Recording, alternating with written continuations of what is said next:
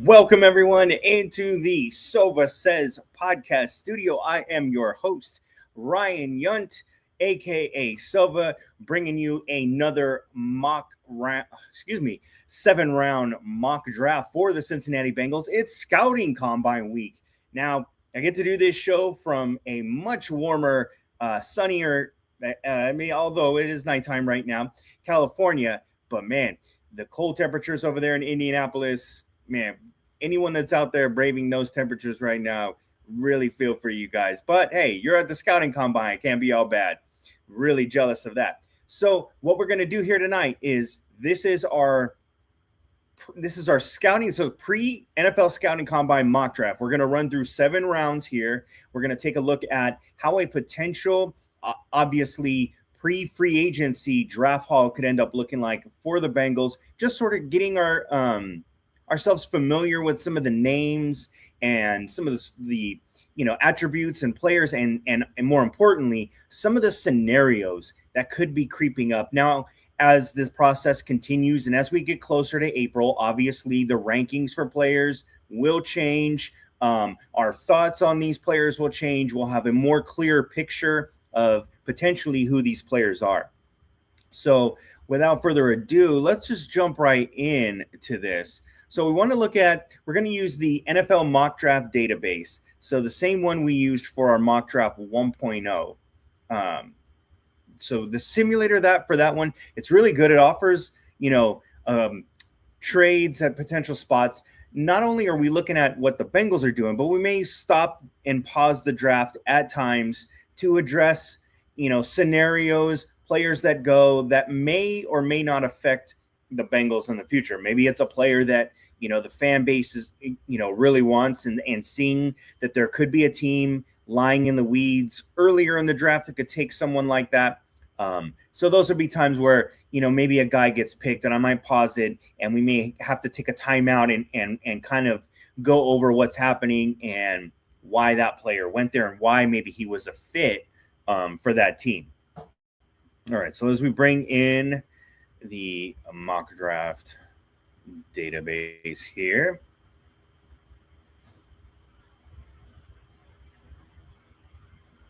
So just to go through here real quick, Fernando Mendoza is obviously the number one guy. I think everyone on planet Earth expects him to go number one to the Raiders. They have him as the number one overall prospect. Makes sense. He won the Heisman, led his team to an undefeated season, did everything you possibly could as a quarterback, playing the most important position in the game. So the number one overall prospect. This is where you start to see some fluctuation in terms of, how people are ranked following number one. If you saw Daniel Jeremiah of NFL Network, he released his top 50 today with some changes and some surprises and maybe some players falling that people in the Bengals fandom, really sort of are stumping for potentially at the number 10 spot if things fall potentially the way they could. So if something like that happens, we may address some of those things, including his rankings. All right, so let's go ahead and get this thing started. I don't think anyone's going to be surprised, at least how the first pick plays out. We'll see how things go from there. All right, Fernando Mendoza, Avarice. All right, so let's pause it right here, right before the pick before the Bengals. The Chiefs have had a history in recent memory of somehow picking right before the Bengals, whether they've traded up into that spot or whatever the case may have been, and found a way to take a player that it sounded like, based on the tea leaves and the insiders and those close to the team, a player that Cincinnati really, really coveted. So let's look at who is left on the board here as the Chiefs go ahead of us. So the top 3 players are going to be safety Caleb Downs from Ohio State, running back Jeremiah Love from Notre Dame, and wide receiver Jordan Tyson from Arizona State. Obviously, I think the Chiefs could use help at all 3 positions. Brian Cook is a free agent. They're losing him, a safety, not necessarily the same type of player as Caleb Downs, but still, a player on the back end. Isaiah Pacheco has had a little bit of a checkered injury history here in the last couple of years. So Jeremiah Love is a guy that they could, target. And then for Pat Mahomes, whether it's Rashee Rice's off the field issues, Xavier Worthy's off the field issues and injuries, they could always use more pass catchers. And I think if you're building a team around Patrick Mahomes, you can never have enough weapons. So Jordan Tyson from Arizona State seems like somebody that they could be interested in. So let's see how this thing plays out here before we get to the Bengals at the next pick. Yep. So they take the running back from Notre Dame. It's Jeremiah Love. They look to continue to, build their offense, this time replacing Pacheco, and Kareem Hunt is a free agent, so not sure if he's going to be back. But in this free agency scouting combine week mock draft we're doing, the Chiefs go with Jeremiah Love. So the Bengals sitting at number 10, 5 trade offers, so people are really hot. I don't think the Bengals have an opportunity to draft a blue chip player, and I don't think you take anything in a trade. I don't care how many picks you get. You have to get something in the first round and probably something within, the top 20 picks. There's no way they're trading that far down. I don't care if they get how many futures that they acquire. I'm just not I'm not passing up on the chance to draft somebody that can legitimately help now. And right now, as the draft board sits, there are players that could be that. So I'm going to reject the Falcons offer. Denver, I don't see the Bengals going back 20 spots, and I don't like that haul right there. The Chargers do offer a 1. They do offer a 2 and a 3, and a 4 next year, the Denver's 4 that they have. Now, I still don't think, that's a really interesting offer, but I still don't think that that's enough for me to sway me to move down. And that's a lot of I'm gonna pass. And Arizona offering a whole lot of futures there, not interested at all. Same with Jacksonville, whole lot of futures. We need to win now. The Bengals need players to improve this defense from day one, and a whole slew of future picks do nothing. All right, so we have rejected all 5 trade offers. Now let's look at what we are looking at on the board. So Caleb Downs, obviously huge need at safety. Geno Stone is a free agent. Caleb Downs isn't typically your center fielder type safety, but that doesn't mean that he can't play the deep ball and he can't play the back end. He probably just wasn't used in that way, more of a in the box type guy, but such a smart player, a legitimate leader on your defense and in your secondary. I don't think it matters. And look, the team fit right here, they're calling it right here with the Cincinnati Bengals being the number 1 fit for Caleb Downs. I mean, his brother is hoping that he goes to that Caleb ends up going to the Bengals. Jordan Tyson, a receiver. Obviously, Jamar Chase, T. Higgins, wide receiver is not a need there. The corner, Mansour Delane. So, and Sonny Styles, an interesting potential pick right here too. Some comparisons to Fred Warner at linebacker. And I mean, if you told me that the Bengals could draft Fred Warner, a young Fred Warner in the first round of the 10th pick, I would never say no to that. However, I'm going to take Caleb Downs. What I think they are getting is they are getting their Bob Sanders. They are getting their Troy Polamalu. They are getting their defensive general, their playmaker, their dog in the secondary. I'm taking Caleb Downs. That's an easy one for me. Okay, so I want to look at something real quick. Something just happened right here in the draft. And it does not want me to cursor back to see those previous picks. So Akeem Mesidor went pretty early in the teens So you're looking at some pass rushers that are moving up the board. I think a lot of mock drafts, kind of had him as a fringe early round 2 guy, but potentially based on what we're seeing here in this simulation, Messidor going in the teens, looked like he went about 17 or 18. Unfortunately, we are unable to scroll back. It's not up. There it is. Let's see who took him. Messidor, pick 15. Wow, that is really rich. So Tampa Bay Buccaneers getting Akeem Messidor, the edge from Miami, Florida. So 2 Miami defensive ends go in the top 15.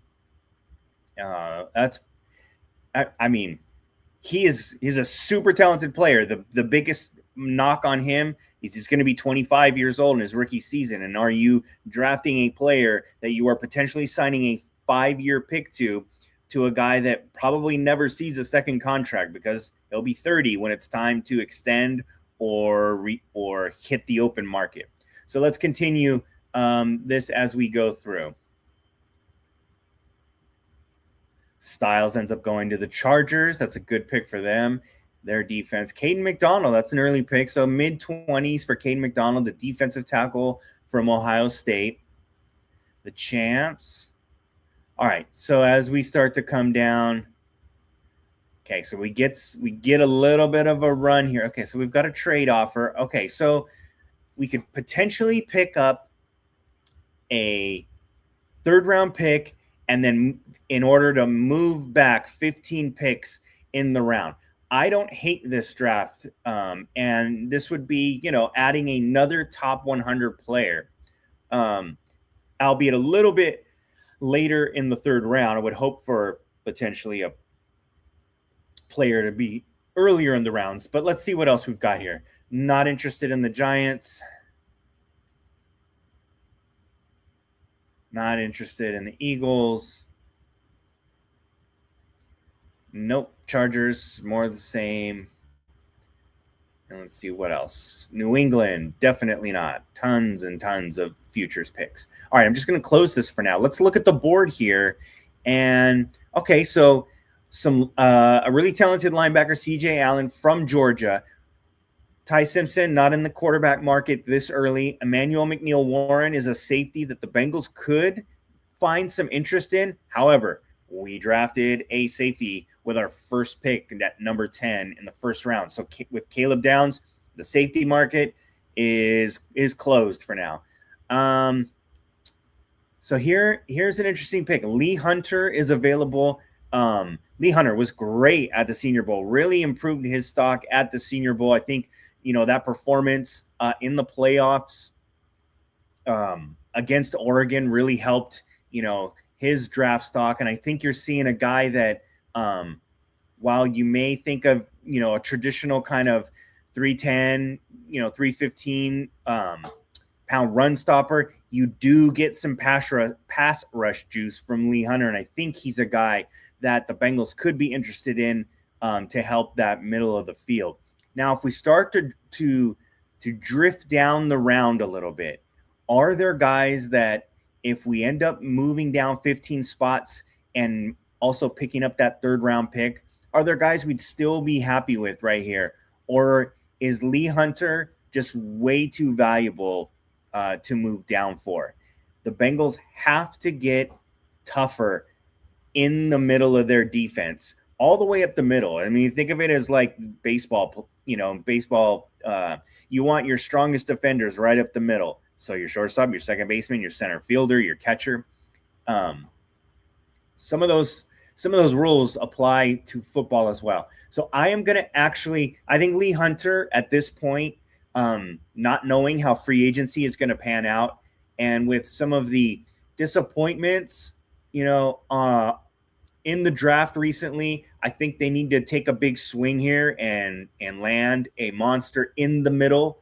I'm drafting Lee Hunter. Zachariah Fields. So the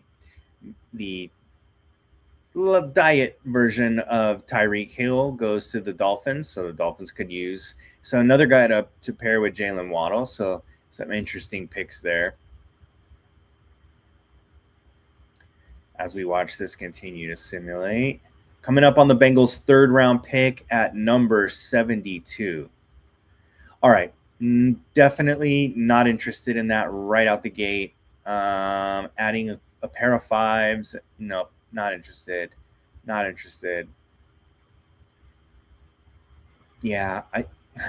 They're offering the exact same thing twice. Fool me once. Okay. So right out the gate, Notre Dame has a chance to have the top 2 running backs drafted in the draft. That has never happened before per NFL research. No school has ever had the first 2 running backs in any respective year be from the same school. Now, you had in the early 2000s, Auburn had Cadillac Williams and Ronnie Brown come out the same year. However, they weren't the first 2 taken.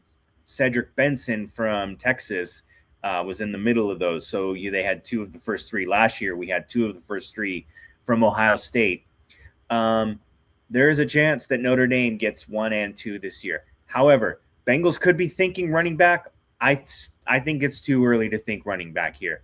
Jacob Rodriguez. This is a guy that is literally shooting up draft boards right now. He looked great at the Senior Bowl. Was part of that really, really outstanding defense at Texas Tech.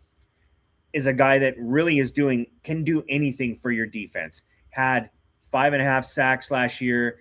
Did get after the ball. Can cover. Can stop the run. He's just a really talented player. LT Overton. I'm not an LT Overton guy. I think is a little stiff. AJ Halsey, again, a safety. Not looking at a safety. Josiah Trotter. And here's another linebacker. And some people think he is the better of the Trotter sons to follow in their father's footsteps. Kamari Ramsey, another talented, serious ball hawking safety. However, if you were to do something like that, what happens to Jordan Battle? You're already sort of playing 2 guys at the same position. That would tell me right now that they don't have any plans for Jordan Battle. If they were to draft 2 safeties in the first 3 rounds, one that's a similar box safety, albeit maybe a little more impactful in Caleb Downs, and then draft a true center fielder in Kamari Ramsey, that you probably wouldn't want 2 starting safeties that are rookies, but the writing would definitely be on the wall for me if I saw that. Darrell Jackson, another defensive tackle. So Romello Height is an edge guy with some real good production. Again, we're seeing these Texas Tech players, so many of these guys, and we haven't even mentioned David Bailey. Obviously, went in the first 5 picks, and a guy that probably there's no chance the Bengals get a shot at him. So I know they drafted 2 linebackers last year. They liked, Zach Taylor talked about, those were guys that they liked what they saw, working out and with the reps that they got, and they feel confident that the Zach speak, always confident in the guys in the building type thing. However, I don't think you can pass up a guy like Jacob Rodriguez here. I think the way the board has landed for us, if we're not trading down and there wasn't an offer to trade down about 10 picks, that was felt worth it, let's go with Jacob Rodriguez, the linebacker from Texas Tech. Just to recap what we've done so far. So Caleb Downs, the safety from Ohio State, the now double dip with that Texas Tech defense. We go defensive tackle, Lee Hunter, the big man in the middle, and then Jacob Rodriguez at the next level. So 2 front 7 impact players from Texas Tech that the Bengals could be potentially nabbing this April. All right, as we come all the way back to the 4th round, this pick is Booty. This pick is Bootius. And this pick is even worse. Okay, so we are sticking and picking out pick 110. Pause. All right, let's take a look at the board here. Julian Neal, a cornerback from Arkansas. Bengals could always use corners. You can never have enough good corners. Keelan Rutledge is a very interesting guy. This is a guy that maybe wasn't on everyone's radar, but in Mobile during the lineman one-on-ones. Keelan Rutledge is a guy that really stood out and really, turned some heads and, maybe caused some people to kind of think about if they need to, watch the tape and see what, take another expansive look at him and how he's done his last couple years. So Keelan Rutledge is an interesting player. The Bengals drafted 2 guards last year and, signed Dalton Risner. I think everyone is hoping that Dalton Risner is back in a Bengals uniform next year and for the foreseeable future. So maybe guard isn't quite as necessary. Here's another safety, another guy. There's these Senior Bowl standouts. Bud Clark was one of those guys. And, when you go safety with your first pick at number 10, now maybe that's something that tells you that, if they don't go safety, there are going to be options. And obviously there are going to be options in this draft. I just think for me, Caleb Downs is in a tier all by himself. And then there's maybe 2 or 3 really talented tiers underneath him of, a couple guys per tier. Bud Clark's probably in that fringe bottom tier 2, top of tier 3 for me. Really, really talented player and made it, a real name for himself in Mobile on the, the main stage here. Quarterback Dalen Everett from Georgia, that's a potential guy they could be looking at. Harold Perkins. So we took a linebacker already. Harold Perkins is a really interesting guy to look at. But since we already took a linebacker, I don't think they double dip at linebacker. They only play 2 for the most part. They're almost exclusively in nickel. Very rarely in big short yardage situations they're bringing a third linebacker on the field. Hopefully they sign a free agent. Bobby Wagner is a guy that's out there that could be a veteran presence, someone that they could look at. I think the way the board is falling here, I think Keelan Rutledge, despite what could potentially happen in free agency and what they drafted last year, maybe potentially Keelan Rutledge is a guy that can play multiple positions on the interior. Let's go with the guard from Georgia Tech.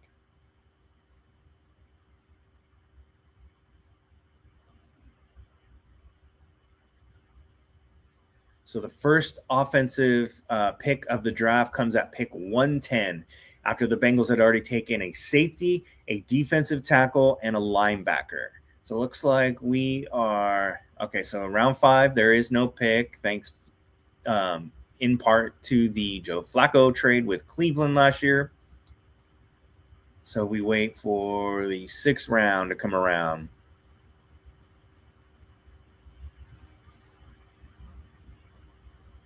Thinking about needs right now, if they've taken a defensive tackle, they definitely could use edge help. They definitely use. I wouldn't even be upset with double dipping at defensive tackle. I honestly wouldn't.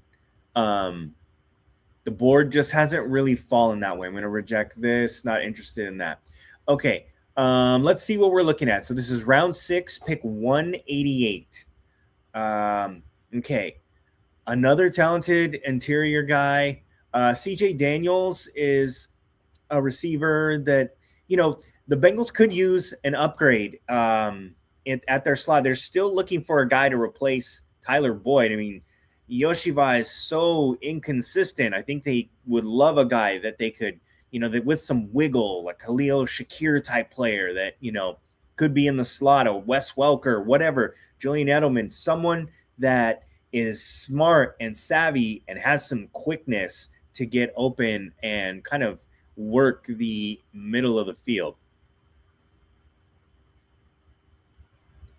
All right, so looking at what we've got here, we haven't touched the edge yet. Vincent Anthony. Let's take a look at Vincent Anthony's production in college as we go to the college stat database.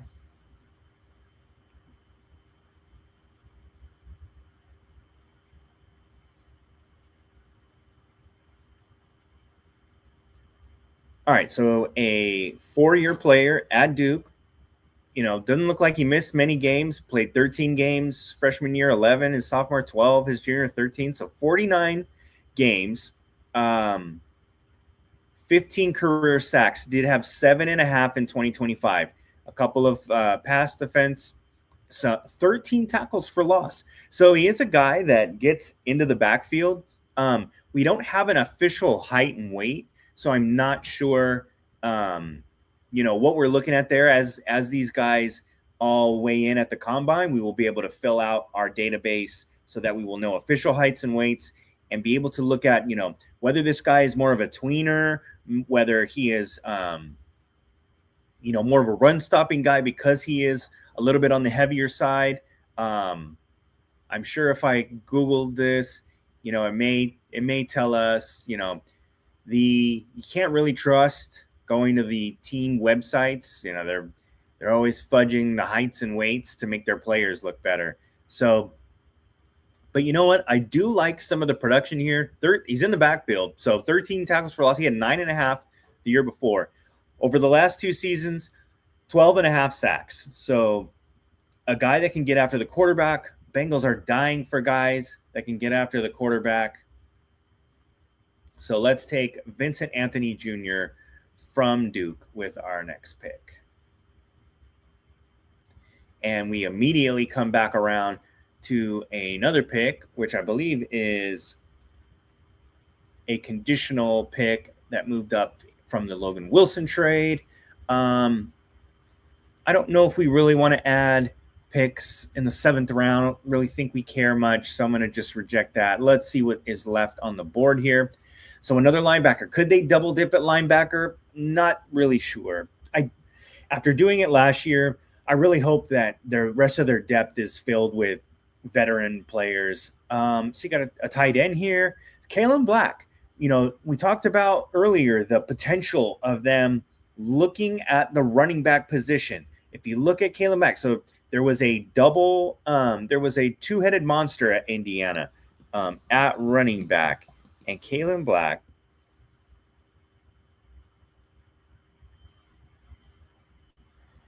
played in all 16 games, 5.5 yards per carry, 10 touchdowns. I mean, over 1,000 yards, and that's splitting time. So I would love to see how he runs in Indy. So let's go. Let's take the running back here, and hopefully we can look at some tape and see, is he a good pass blocker? He's going to need that if he's going to supplant Samaje Perine, who I know that they would love to have back. So we're coming up on our final pick of this 7-round mock draft. Want to appreciate everyone that's stopped by the live stream. And go ahead, if you like what you're seeing, you like some of this draft content, we're going to be trying to up the ante here, especially with the NFL Scouting Combine this week, and look at, how the workouts went down. We'll do a video about Zach Taylor and Duke Tobin's press conferences, looking at kind of reading between the lines of what they said this week. So stay tuned for that. If you like what you see, give the video a like, share it with your friends, subscribe to the channel so you get all the alerts for when I drop these videos and when these live streams come up. I know I'm on the West Coast, so sometimes these are a little bit later, but you can always find them on YouTube, living in perpetuity. So let's see what we got here. So with our final pick, God, I would still love to grab a wide receiver, but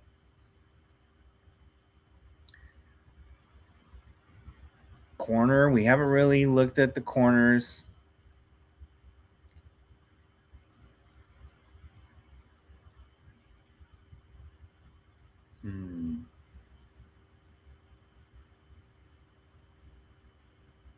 Warren Klein is an interesting tight end prospect, but he could probably they could probably get him as a college free agent.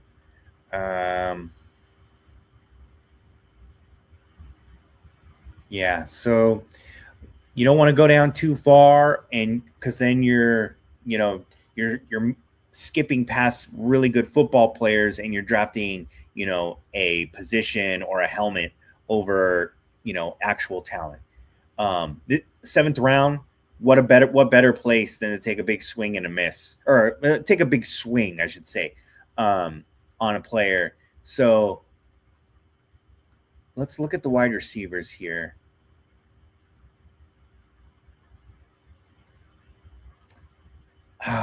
I really like what Cyrus Allen did at the Senior Bowl in one-on-ones.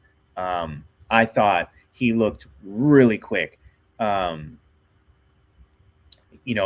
times his hands can be a little bit iffy, but you know what? I think he sort of fits the mold as like one of those guys we were just talking about, those really dangerous slot guys that are maybe more quick and agile than straight line fast. So let's go with Cyrus Allen here. Let's wrap up our draft here with the wide receivers from Cincinnati.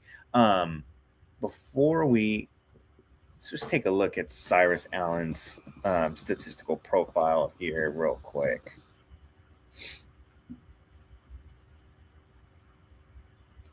So it's bounced around, finished his career in Cincinnati, but, started at Louisiana Tech, transferred to A&M before finishing in Cincinnati. The yards are kind of all over the place, but that's, you can't dispute what you saw last year. 13 touchdowns, led the conference. So the guy can find the end zone. And I think for a third receiver or a slot guy, man, what better weapon could you ask for Joe Burrow? So we take a big swing there. Hopefully that one pans out. Hopefully his, RAS score comes back and he's like a guy that, really shows that he has the quicks. I mean, he showed him on the field with pads and a helmet on in Mobile. So a guy that I think some people are going to be excited about, excited to work with if he were to get in Cincinnati. So as we let's look at these draft grades, man. They're really filling our draft here. So we at pick 10, the Bengals go with safety Caleb Downs from Ohio State. In the second round with pick 41, the first of two Texas Tech defenders, defensive tackle Lee Hunter, a guy that, man, you're going to hear this a ton, really stood out at the Senior Bowl, really made a name for himself, just like Jacob Rodriguez did, another Texas Tech defender, this time at linebacker, a guy that can chase, can run, can get after the quarterback, a do-it-all, just dog at the linebacker position. The first dip into the offensive side of the ball is Georgia Tech interior guard Keelan Rutledge. A lot of A-pluses here. So the only one it didn't really like was, admittedly, we took a big swing on Cyrus Allen, but they go Keelan Rutledge from Georgia Tech, hoping maybe that's a guy that could play multiple positions on the interior. Someone for Scott Peters to kind of work with and maybe be a rotational guy, maybe be that sixth guy that plays all over the place, and just quality depth. When have we ever said that the Bengals offensive line was full of quality depth? Maybe Keelan Rutledge is a guy to sort of, seal that in. Vincent Anthony Jr., we take the edge from Duke, whose, statistical profile seems to be on the rise. A guy that lived in the backfield last year, 7.5 sacks, 13 tackles for loss, playing in the ACC. And then we go to the national champion Indiana Hoosiers and draft their top back, Kalen Black, in the 6th round. And then in the 7th round, the big swing for a guy that lives in the end zone, wide receiver Cyrus Allen, a guy that, man, I would be really excited to see the Bengals work with. Joe Burrow, Jamar Chase, and T. Higgins, take them under their wing and see what they can. Maybe he's the guy that like rights the wrong for the Jermaine Burton pick that did not work out for a few reasons. All right, well, everyone, that is going to wrap up our mock draft 2.0, our NFL Scouting Combine Week mock draft. Thank you so much for everyone who watched this video. Again, if you liked it, go ahead and smash that like button, subscribe to the channel. We're doing all kinds of content on here. interviews. You can go back and find other interviews I did. Guys like Nate Burleson, Scott Hansen, Daniel Jeremiah on a bevy of topics, not just Cincinnati Bengals, not just NFL football. So if you like it, come hang out with us. I'm going to be going live quite frequently during this week for the NFL Scouting Combine. And as we get closer to the draft in April, this has been Sovah. This is what I've said. And thank you so much. We'll see you soon.